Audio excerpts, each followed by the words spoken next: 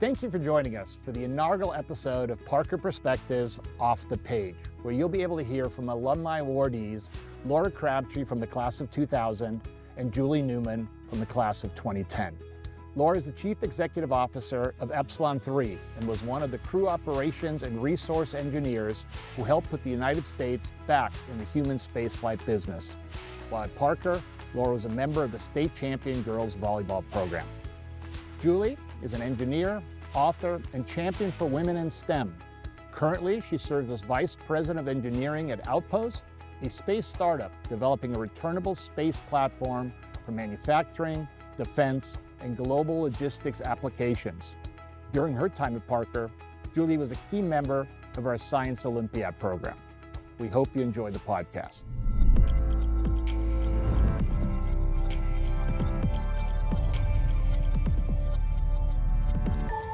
Welcome, Laura. It's so good to have you here. Yeah. I thought we might start off with just a little bit about how we came to know each other, even though we didn't overlap at Parker. Yeah, that sounds fun. So I guess I'll start by just saying I was really impressed and I found you, I think, just random LinkedIn searching because I'm pretty sure you had Frances Parker listed on your LinkedIn profile.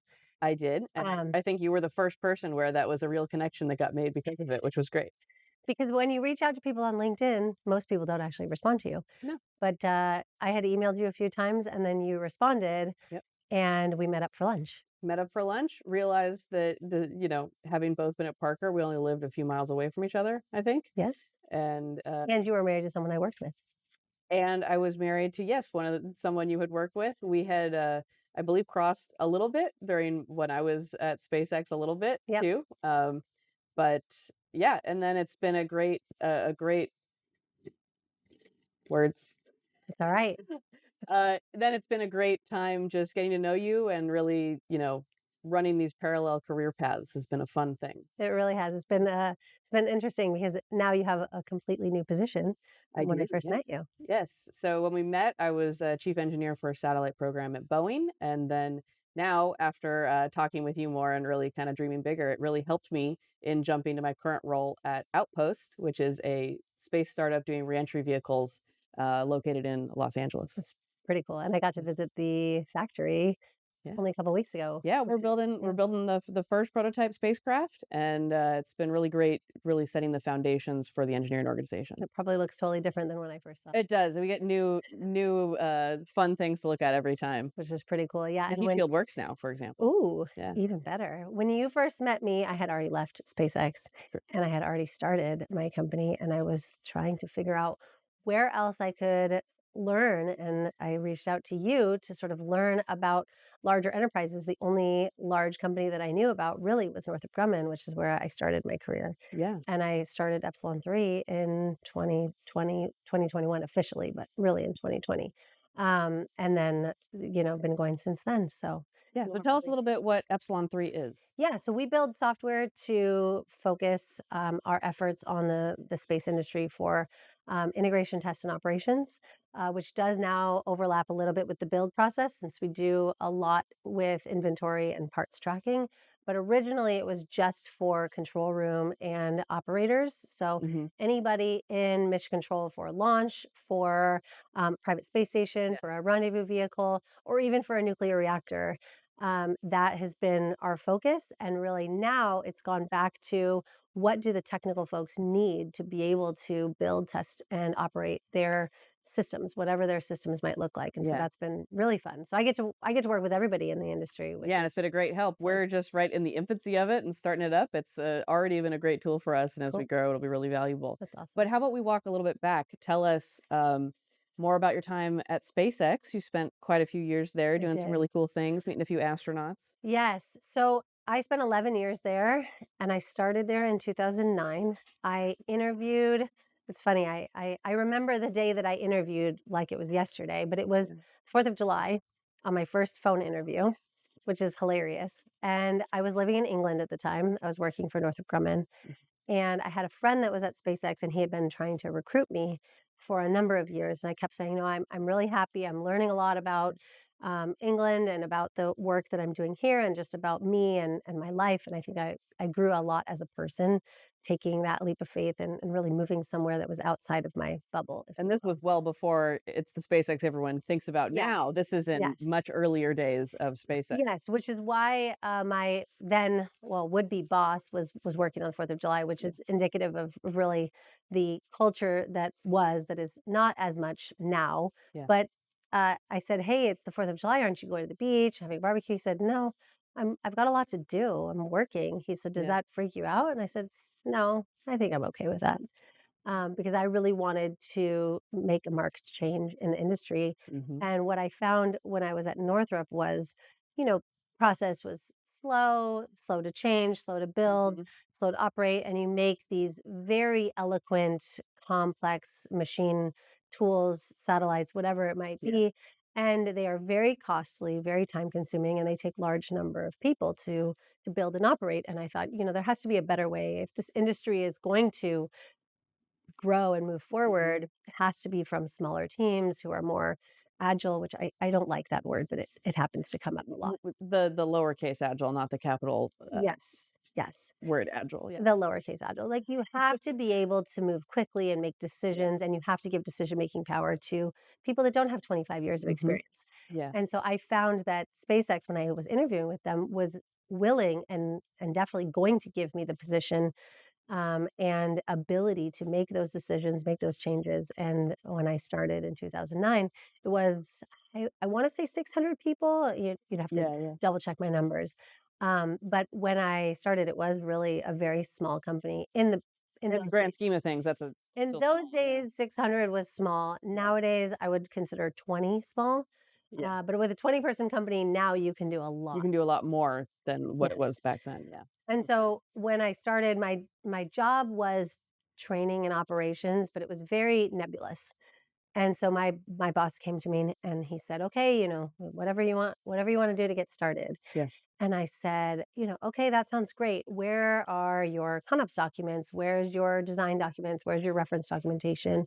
And he said, "Well, there's the engineering team. Go and find it." And I thought, "Okay, Yeah. okay."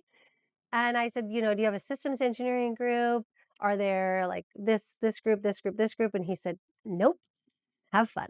And I was like, "This is great." Yeah. So I can go talk to the GNC folks, which is the guidance, navigation, and control. I can talk to the structures team. I can talk to the electrical engineering team, the avionics Avionics. Yeah. team.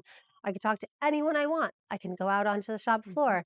And within the first 6 months, I was welding, I was riveting, Yeah. I was building the first cargo racks for our first vehicle. And I was just getting my hands dirty. And I would have never had that experience at Northrop Grumman. For sure. Yeah. I think there's a very interesting thing you hit on a little earlier there, that the space industry tends to really attract a very mission driven set of Yeah. people, especially when it comes to more of the new space or the tech development side of things. That's definitely something I saw even more in the primes Right. when I was at NASA Jet Propulsion Laboratory for almost 7 years. Nice. Uh, you know, that dream and that thing of you're going to actually want to go in and work on a July 4th because Yeah. you're sending a spacecraft up. For Yes. me, I had a number of those times where I was working on the Europa Clipper mission to Jupiter, and it's like, either I could go home and I could go relax on something, but instead I can make sure that this thing will make it and extend humanity. And Right. it's really something that we really in the space industry have such a unique capacity Yes. to be so mission driven. It isn't just a job, it's more of a lifestyle. Yeah. So you find a passion and you don't let it go. Hmm. You have to keep building Yeah. towards it. You have to keep bringing people into it, and I think that's something that makes it really special. And it fits so well with being engineers because at the end of the Yeah. day, our the soul, like the underlying thesis of engineering is really about solving problems. Yes. And when you have this strong mission drive and your entire career is about solving problems, it means that you will overcome any hurdle and you Right. will keep working on those problems, right? How did your mindset change from when you went from, Boeing to a small company? Certainly, yeah, going from a big company to a tiny company, we're still about 20 people at Outpost, hoping to grow a lot more soon. I have a lot of Rex out for anyone who wants to, breaking the third wall here, anyone who wants a job in cool spacecraft. I need engineers all the time. Uh, the I think my mindset really shifted going from a big company to a smaller company and really realizing that there aren't the guardrails anymore. You know, the strength and weakness is always the same. We find this over and over again. And in the primes, which are, you know, the Northrops, the Lockheeds, the Boeings, NASA, you see a lot of bureaucracy and bloat, so to speak. Right. And what that does is it sets up a lot of guardrails. And, you know, just like the bumper plates at the bowling alley, they'll make sure you make it, but it might be really slow. Yes. And it might hamper the creativity to follow a path that is different from what had Yeah. been done before. And the implications of a startup moving too slowly is you die. Yeah, exactly. And you think about there's the phrase of don't take a fence down if you don't know why it was put up. And you go into the Wild West and there are no fences and you Yeah. have these concept of fences that should probably be there and you have to make sure Yes. if your exact application, they still make sense. Yes. And then as you grow, you have to decide if you want to put a wall or a fence or some kind of guardrail in place, or you don't. Yeah. Sometimes you do and sometimes you don't. And Yeah. when you start a company, it is all on you to make those decisions. Nobody is going to catch you when you fall. Yeah. That's the other thing. And then my experience at Outpost is a lot like yours of coming in and saying, okay, where's the configuration management? Yes. Where's your release procedures? Where's your complete documentation? And there is none. We're Right. making it. We're starting from that base level. Which is really scary, but also really exciting. Really scary, but also the fun part. It Yeah. was the reason I made the jump. So remind me what year you graduated at Parker again? I graduated in 2010. Okay. Okay. And what was the thing that got you into engineering? Was it Parker or was it something you did outside Parker?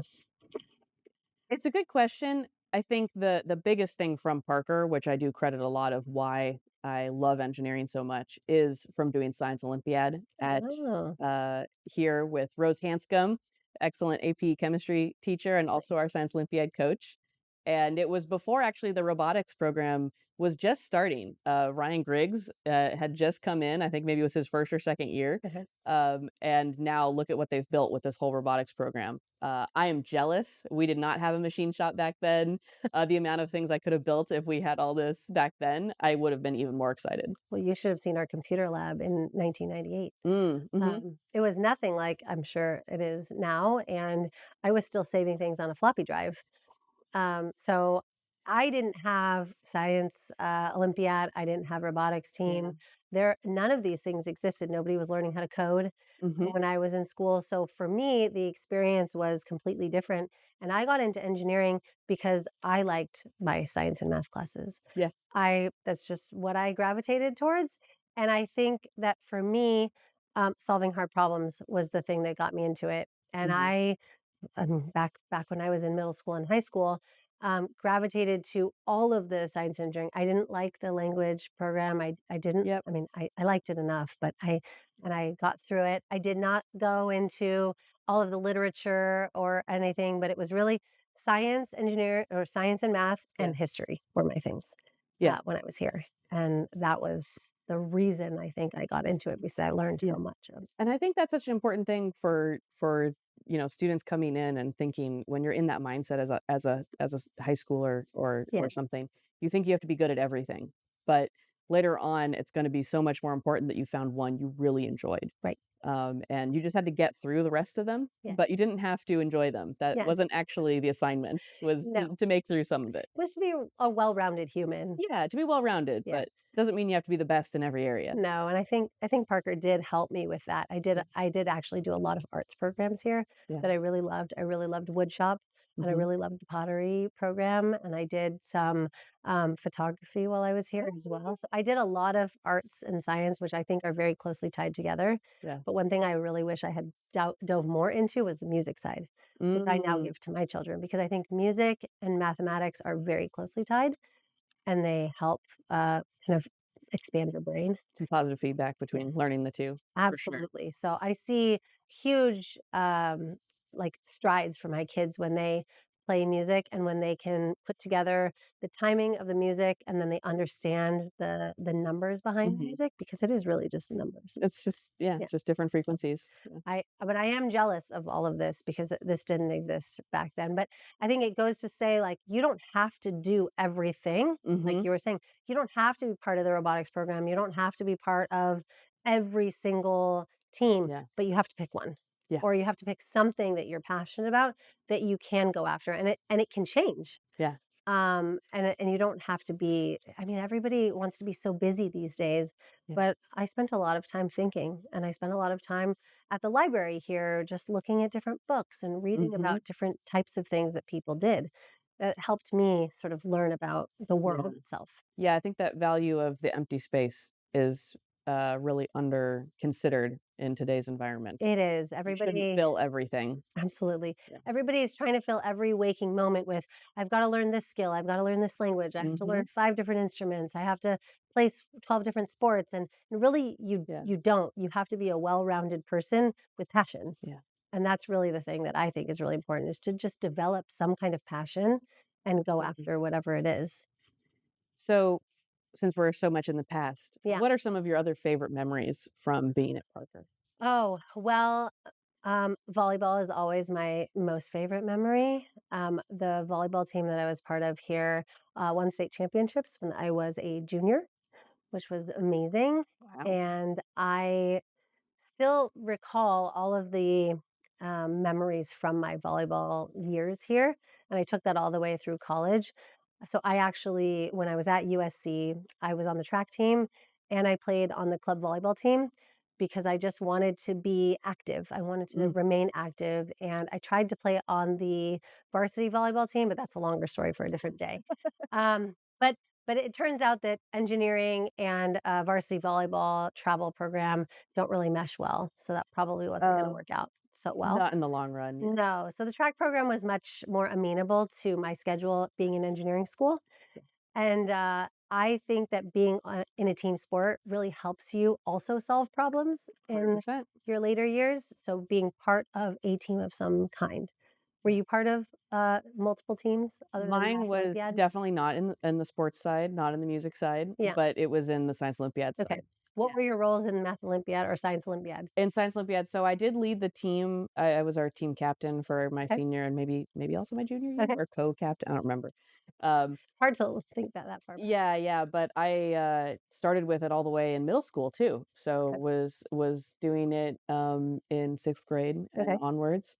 And for that, I ended up doing all of the events related to building something. Okay. So building robots before we had the whole first robotics program, That's cool. and building model rockets and building model airplanes. And what keeps coming back to me is how little pieces of that keep coming into my career path. So, for example, at Outpost, a big piece of our technology is developing parachutes. Mhm. And that was something that I had to do with, the airfoils on some of the model airplanes, Okay. and then also in actual rocket parachutes that would recover for Wow. the competition. So it's really fun just watching how these little threads that you don't know.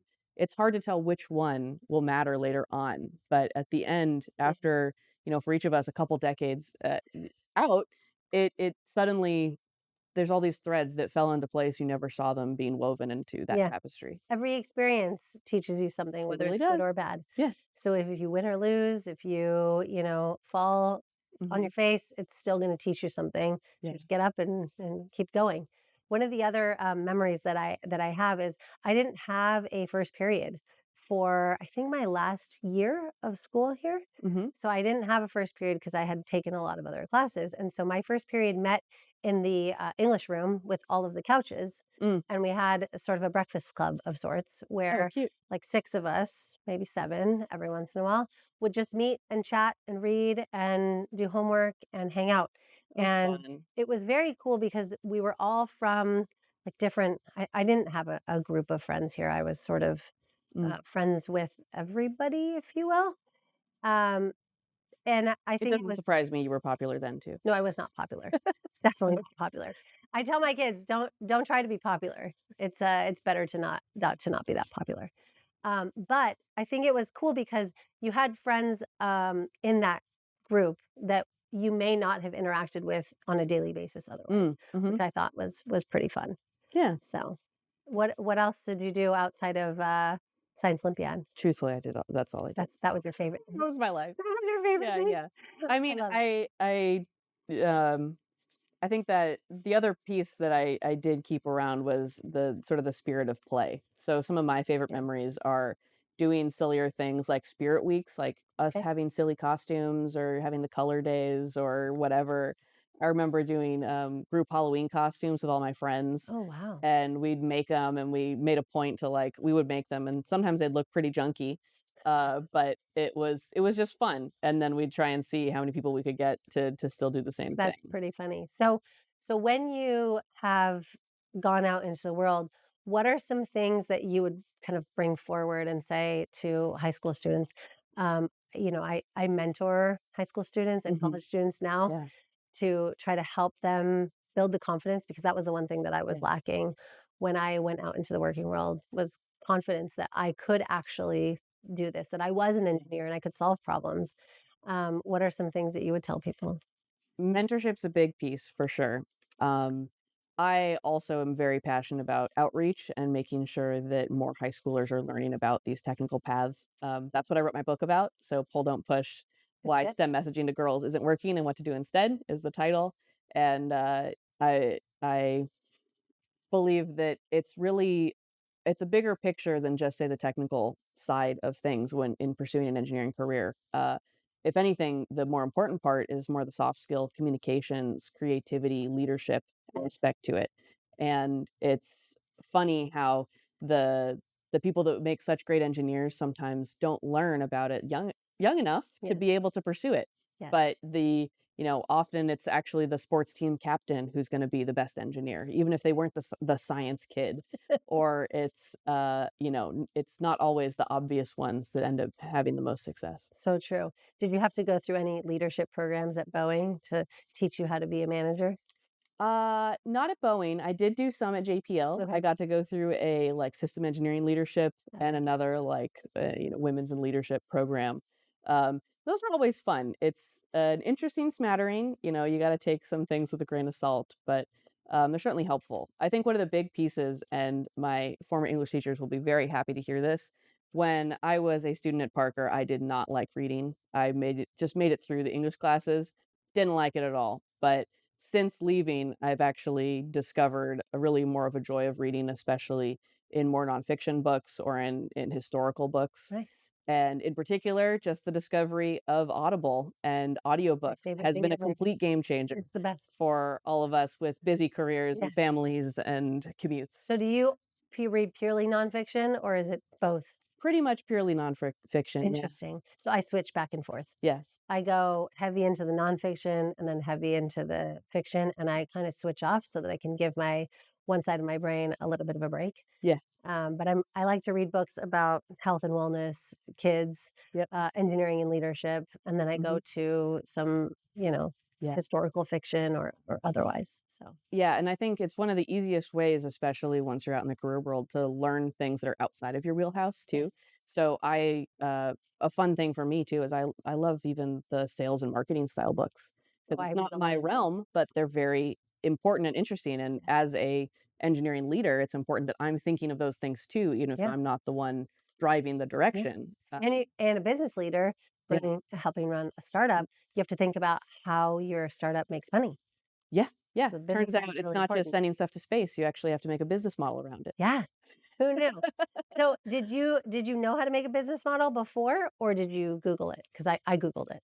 Nobody Um, taught me how to do it. it's kind of that same thing we were talking hitting on earlier of I read all these books, I found them interesting, and all of a sudden they're just in the soup in my head, and that allows me That's to awesome. kind of get a better feel for it and then know where to point a little bit more. But no, I never ended up doing a like an MBA program or something of that nature. I know But that's you're popular in the kinda industry. getting your sort of MBA through Trial by fire, just yeah, do it instead. Yeah, that's sorta how I feel. People say, "Well, you shouldn't go get an MBA now that you're running a startup yeah, because you're basically by default getting your MBA by doing this." exactly. Which is what my dad told me, "Don't go back to school and get an MBA or a JD. Yeah, You've got a master's in engineering, just use that," yeah, exactly. which is And fine.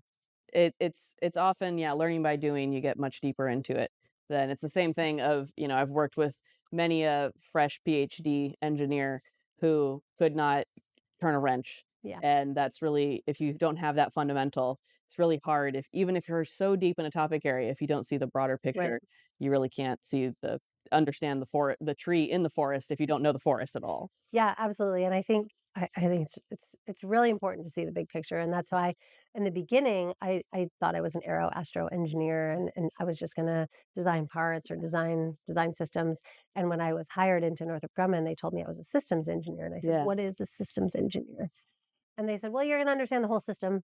And then Yeah. you're gonna tell other people how their system is breaking down in the communications to to other parts Mhm. of the system." And I thought, that sounds like something I would like to do. I'm okay with this. Yeah, it's a unique skill, that zooming out. Yeah, Being a deep technologist, can be one skill set, right. but zooming out.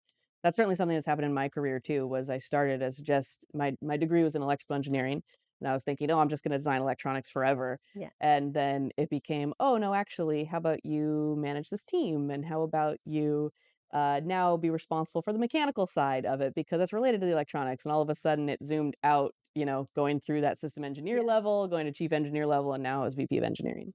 You look at it and you say, "Well, I know Yeah. these things from school, but now I can do all of these other things." And Yeah. it's a lot more fun. Yeah. Which is why in the end I became an operations person, which is sort of a systems engineer, but at SpaceX you're not allowed to call yourself a systems engineer. Right. Uh, oh, yeah, that's a good point. They do that.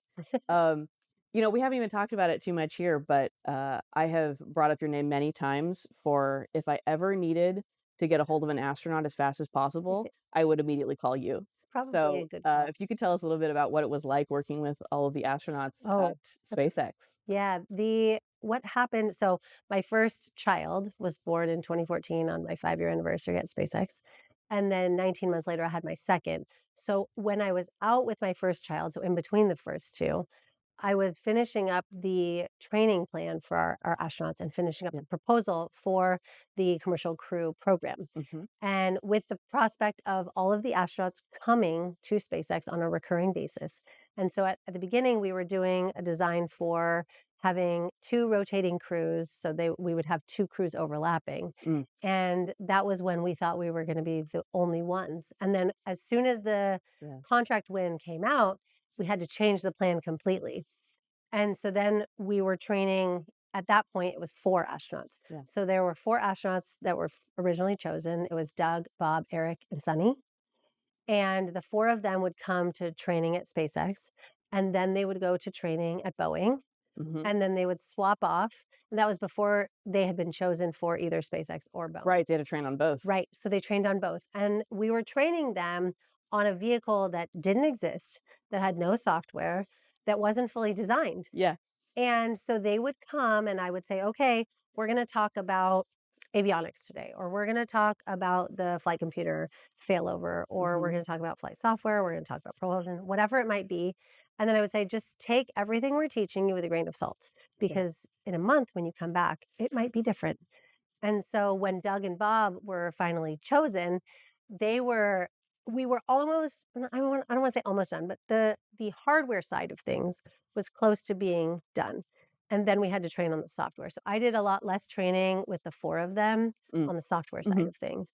So mostly when the software came into play and we developed our simulators and our cockpit and we Right. developed our capsule simulator, it was mostly just Doug and Bob that Mhm. were coming out. And so they would come out for a week at a time and we would develop training for them. And this was all the first. So we're Yeah. developing training. They're giving us feedback on the training as we are developing it, which is really great because they helped a lot in getting the program ready for what you Yeah. see today. And even before that, it's funny, I forgot about this until now, but I started at SpaceX in September of 2009. I moved back from England from Northrop Grumman in Mhm. August, and so I had about a month of downtime. And in that month, we actually trained our first crew members at SpaceX. Oh, wow. So we were taking, obviously, we had Dragon, the cargo Yeah. Dragon that went up to the space station. And so we were taking Dragon cargo up, and the crew had actions to take when Dragon was approaching. but it was only like a 1-day training. And so they would come out, we would teach them about the simulator, we would teach them about this handheld device called Cuckoo, Hmm. which was the COTS UHF communication unit. And we would teach them about the buttons, which were like abort, hold, retreat, all the things they could do, and that was it. So every astronaut crew that has seen a Dragon has been through SpaceX training. And I think I had a list at some point, it was like 60 different Yeah, crew members that had come out. But the ones I spent the most time in with were the commercial the crew 4th. Yeah, program. Yeah. So it was Doug and Bob, and then it was Victor and Mike, very fun. which were my crews. Yeah. Awesome. So which astronaut would you call? Do you know? Wow, I was going to ask you which one you think would answer your text fastest. I don't know any of the first four that I Any of the mentioned. first 4, probably. Yeah. Yeah. Yeah. Uh, I see them at events now. mhm. And we sit and chat in the corner about lots of different things, and people come up and they'll say, "Oh, hi, Victor," or Yeah. "Hi, Doug," and then they'll take a picture and then they'll walk away, and then we'll continue And then they'll chatting. just keep going. We'll continue chatting about family, what's going on in the Yeah, industry, yeah. et cetera, et cetera. Because they've Doug and Bob have both left now, so I see them out in the world. And Which some is real people, as it turns out. amazing.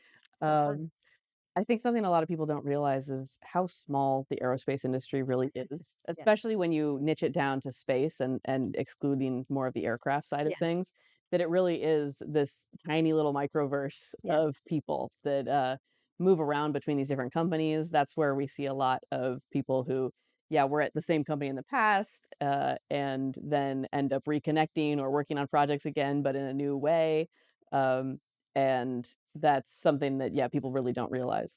I tell so the team that works at Epsilon 3, we're all not save for a few of us, non-space people that really want to get involved in what they see happening in the industry. Mhm. And when they come in, I tell everyone one of the most important things, and this is just like a life lesson, is to just be a good person.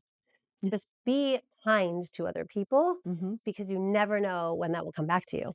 Mhm. And I have given them so many examples of a time when, because I try to be kind to everyone. I think it's really important. There's not enough of that in the world these days.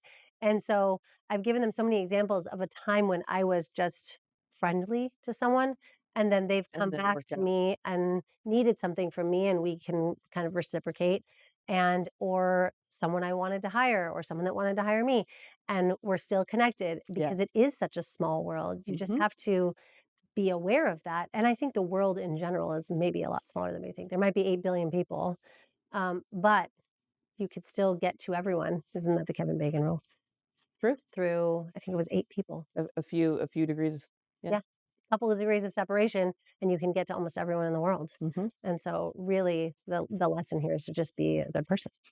And with the space industry, it's probably only like 2 or 3. Yeah. You get to everyone. It probably is Like only math. 2 or 3. Yeah. So the question everybody asks me is, if you look back in your life and the things that you've done so far, there's a lot of things I could do in the future. But what's something you're most proud of?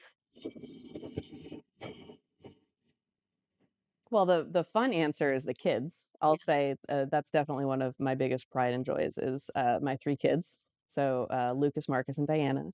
I have twin boys. They're 3 years old, and my daughter's 1 right now.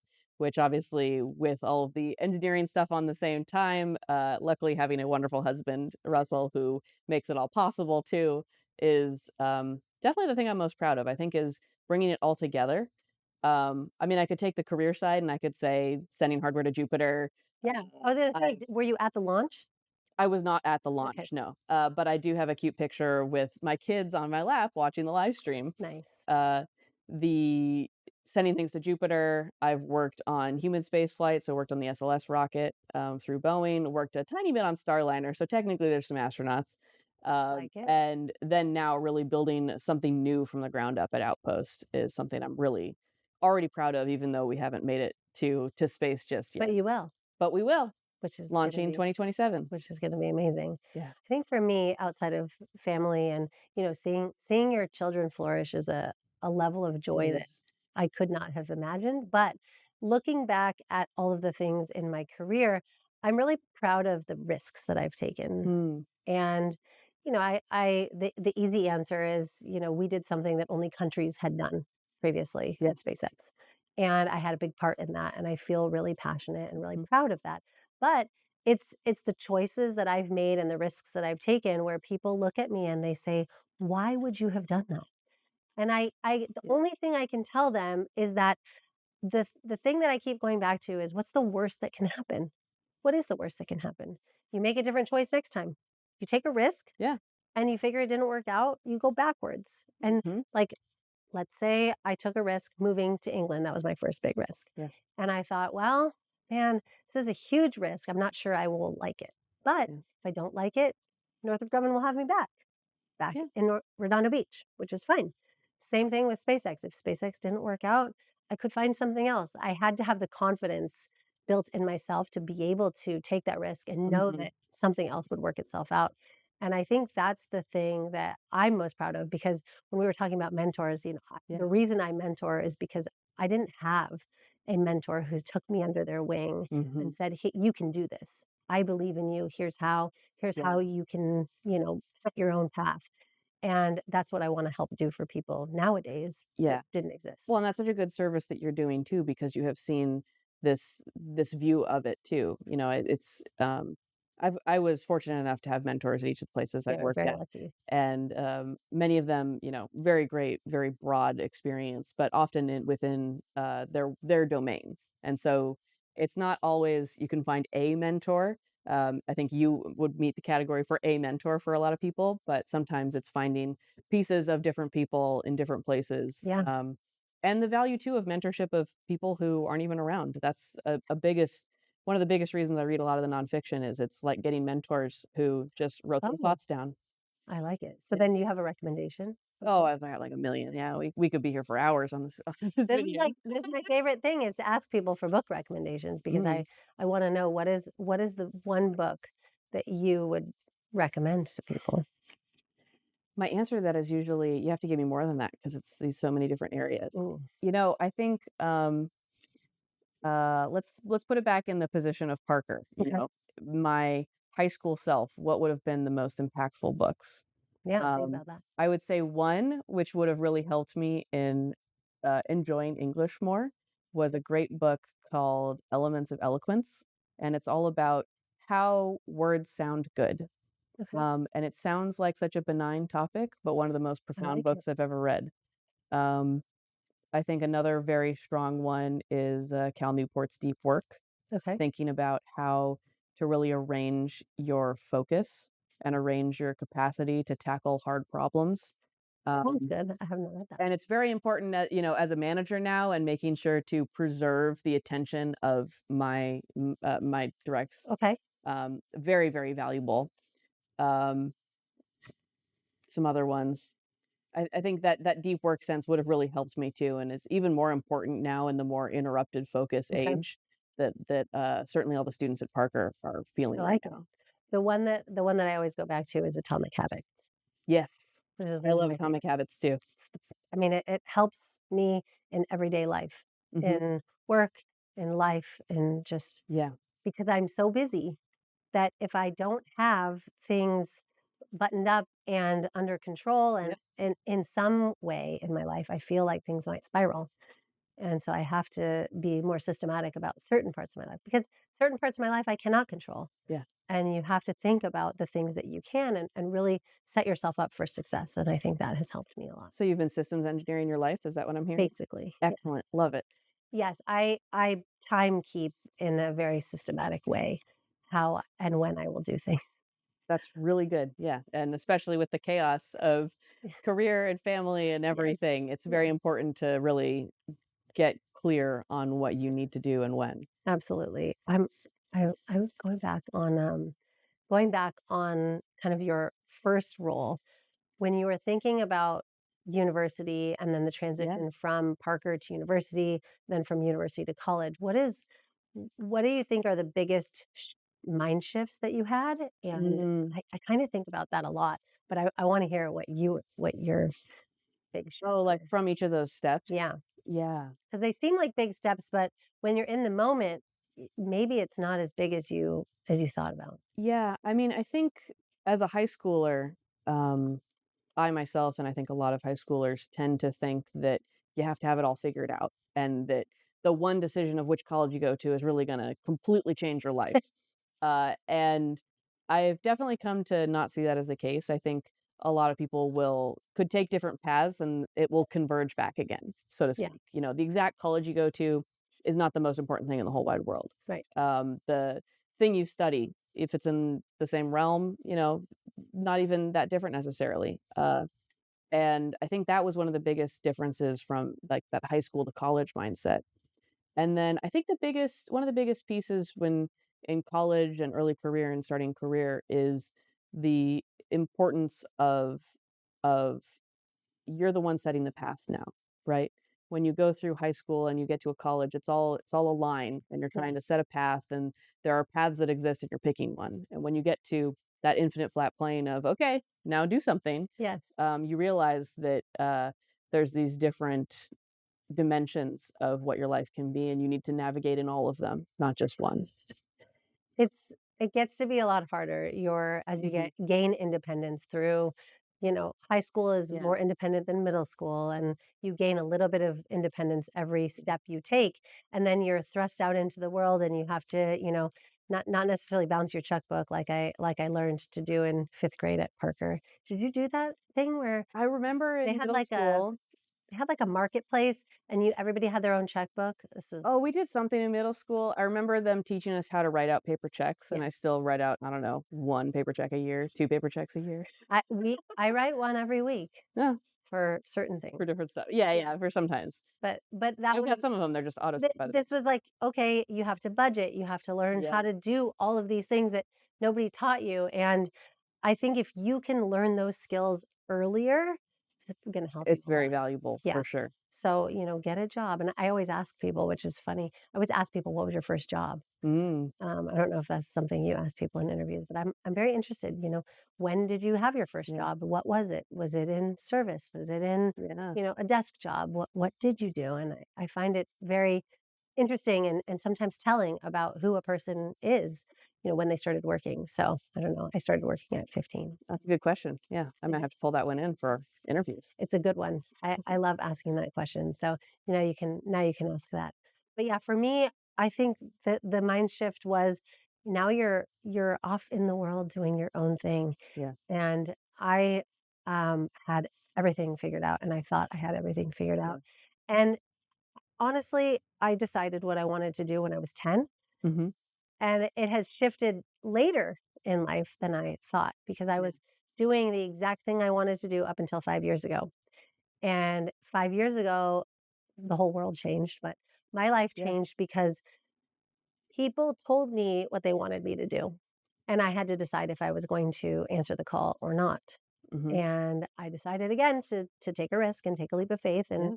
figure out a whole new set of skills and learn how to build software instead of learn how to build hardware and operate hardware. Mhm. So this is, even later in life, your life can take a complete turn and you can Yeah. learn a whole new set of skills. So And I think going along too, it's gaining that flexibility and that understanding of it.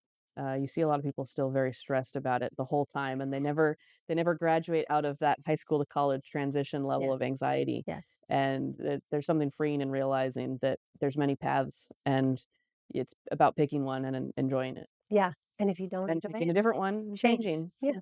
because things can always change. And I think that's one of the biggest things that I like to tell people is even if you pick something, if you stick with it for a year, because I try to tell people if you chose a job, you need to stay there for a year. Oh yeah, If you stay preferably there, two, I would appreciate 2. unless it's bad, in which Unless case don't. yes, but 1 to 2 years is realistic, Yeah. and then if you don't like it, you can change, but at least give it a fair shot and then change. So, Hmm. yeah, I think that those are some big takeaways. Anything else you wanna chat about? Well, I was gonna ask the classic question of what question did I not ask? Ooh. Um, I always like to ask people, like, what are the things you do outside of work? Ooh. I mean, Uh, you have kids, young kid kids, stuff, so mostly kids. mostly kid stuff. Um, the um, I've loved cooking. That was a fun thing. Okay, Baking. Some people from Parker from my years will probably remember some of the baking. nice. But that's did stick Is around. that how you de-stress? Not really anymore because I don't have the time for it, but it was something that was fun.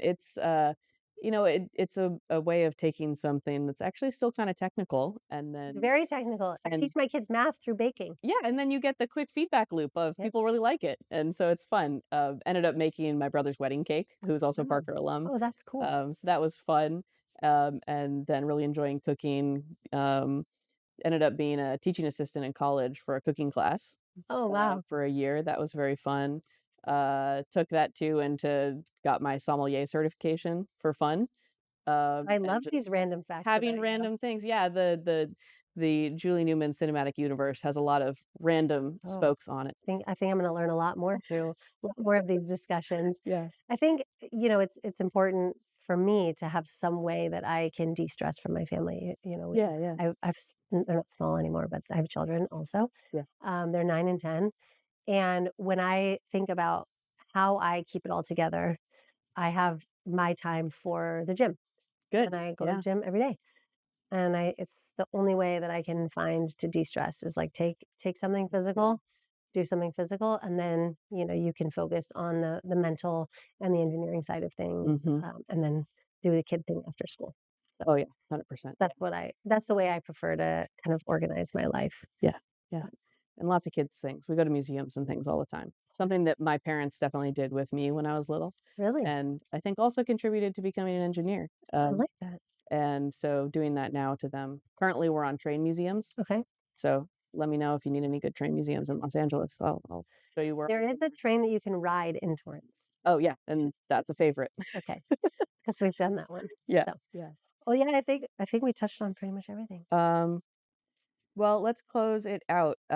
One piece of advice for, current Parker students that are watching this. Oh, don't think you have to do everything. Yeah. Pick 1 or 2 things that you really like Yeah. and get pretty good at those things. And if it turns out that you don't like them, again, change. But don't try to do everything Yeah. and be the jack of all trades, master of none. Try to be the master of 1 or 2 things. Get really deep into a subject, get really Mhm. passionate about it. And then if that turns out to be something that you want to continue with, keep going. But at least find a passion. Find something, follow it, and then see if it takes you Yeah, on that or somewhere else. correct. I That's love what I it. would say. What Great. about you? Um, it's definitely something very similar.